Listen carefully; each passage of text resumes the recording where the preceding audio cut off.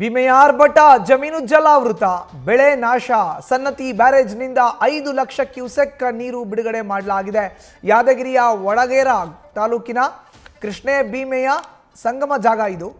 ಎರಡು ನದಿಗಳ ಸಂಗಮ ಆಗುವಂತ ಜಾಗದಲ್ಲಿ 6 ಲಕ್ಷ ಕ್ಯೂಸೆಕ್ ನೀರನ್ನ ರಿಲೀಸ್ ಮಾಡಲಾಗಿದೆ. ಸಂಗಮದ ಸಂಗಮೇಶ್ವರ ದೇವಸ್ಥಾನ ಸಂಪೂರ್ಣವಾಗಿ ಜಲಾವೃತವಾಗಿದೆ. ನೋಡಿ, ಇದೆ ಆ ಪ್ರದೇಶ.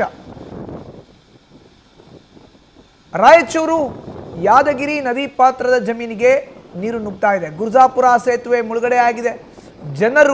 ಜನರ ಓಡಾಟಕ್ಕೆ ಈಗ ಬ್ರೇಕ್ ಹಾಕಲಾಗಿದೆ. ಇದು ರಾಯಚೂರಿನ ಚಿತ್ರಣ. ಸನ್ನತಿ ಬ್ಯಾರೇಜ್ನಿಂದ 5 ಲಕ್ಷ ಕ್ಯೂಸೆಕ್ ನೀರು ಬಿಟ್ಟಂತ ಪರಿಣಾಮ ಯಾದಗಿರಿಯ ವಡಗೇರ ತಾಲೂಕಿನ ಕೃಷ್ಣೆ ಮತ್ತು ಭೀಮೆ ಸಂಗಮ ಸ್ಥಳ ಏನಿದೆ ಅಲ್ಲಿ ಇರೋ ಅಂತ ಸಂಗಮ ಸ್ಥಳದ ದೇವಾಲಯ ಕೂಡ, ಸಂಗಮದ ಸಂಗಮೇಶ್ವರ ದೇವಸ್ಥಾನ ಸಂಪೂರ್ಣವಾಗಿ ಜಲಾವೃತವಾಗಿದೆ.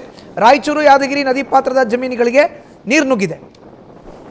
ಗುರ್ಜಾಪುರ ಸೇತುವೆ ಮುಳುಗಡೆಯಾಗಿದೆ. ಜನರ ಓಡಾಟಕ್ಕೆ ಸದ್ಯಕ್ಕೆ ಬ್ರೇಕ್ ಹಾಕಿದೆ.